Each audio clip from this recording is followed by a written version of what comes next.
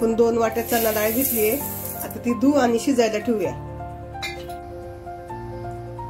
आपण मीठ टाकले थोडस, डाळ शिजली। आता आपण गॅस बंद करून पाणी काढून घेऊ। आपण डाळीतलं पाणी काढून घेतले सगळं।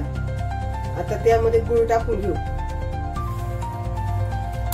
मी इथं 2 वाटी डाळ घेतलीये आणि 1.5 वाटी गूळ घेतलाय। तुम्हाला जर कमी गोड लागत असेल तर तुम्ही 2 वाटीला 1 वाटी गूळ घेऊ शकता। ते आपल्याला मिक्स करून घ्यायचंय आणि अगदी डाळ सुकी होईपर्यंत परतून घ्यायचंय। सारखं त्याला मिक्स करीत राहायचं, नाहीतर मग खाली लागते। आता आपल्याला वाट्याला पुरण कसं पाहिजे हे मी तुम्हाला दाखवते। उलटणी अशी उभी करायची आणि उलटणी जर सरळ उभी राहिली ना तर समजायचं आपलं पुरण बरोबर झाले। आणि उलटणी थोडीशी अशी वाकडी तिकडी झाली की अजून थोडंसं परतायचं। वेलची पावडर आणि मिरी हे दोन्हींचं वाटणे मिक्स करून घ्यायचं आणि फक्त 2 मिनिटांसाठी झाकण ठेवायचं आणि आपण नंतर पुरण वाटून घेऊ। आपण डाळ आता चाळणीतून वाटून घेऊ आणि डाळ ना शक्यतो गरमच वाटायची, थंड झाली ना की ती वाटली जात नाही। बघा पुरण किती बारीक वाटून झाले। आपण पुरणपोळीसाठी पीठ मळून घेतोय, त्यासाठी दूध घेतले थोडं, त्यामध्ये तेल, चवीनुसार मीठ टाकायचं आणि थोडीशी हळद टाकायची। हळद टाकली ना की पोळ्यांना कलर छान येतो। एकदम थोडीशी टाकायची आणि आता आपण पीठ चाळून घेऊ। पीठ आहे ना दुधात सगळं मिक्स करून घ्यायचं आणि मग नंतर थोडं थोडं पाणी टाकून मळून घ्यायचं।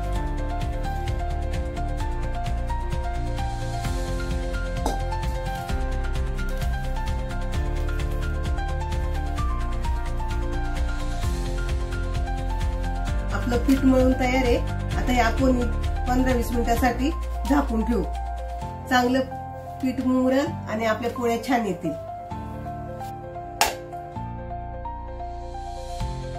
आपण तवा तापत ठेवलाय, आता पोळ्या करून घेऊ।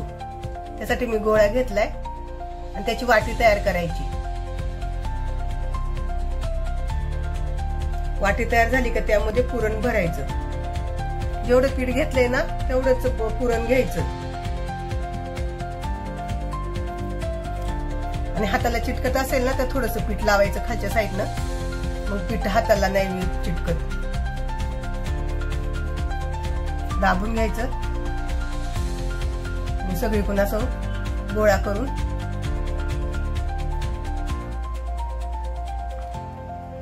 याप्रमाणे उंडा तयार करायचा आणि हे दाबायचं असेल जागच्या जागी।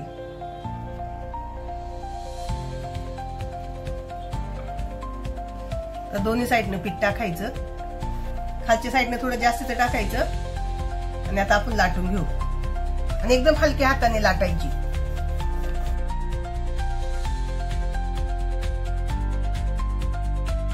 एक साइड थोडीशी लाटून झाली की त्यावर परत पीठ लावायचं, उलटी करायची आणि परत दुसऱ्या साईडनं लाटायची।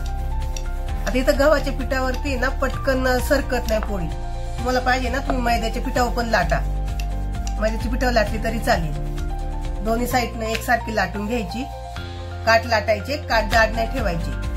पोळी लाटून झाली, आता आपण भाजून घेऊया। तवा तापलाय आपला, तव्याला तेल लावून घेऊ। तुम्हाला पाहिजे तर तूप लावा। पुरणपोळी टाकू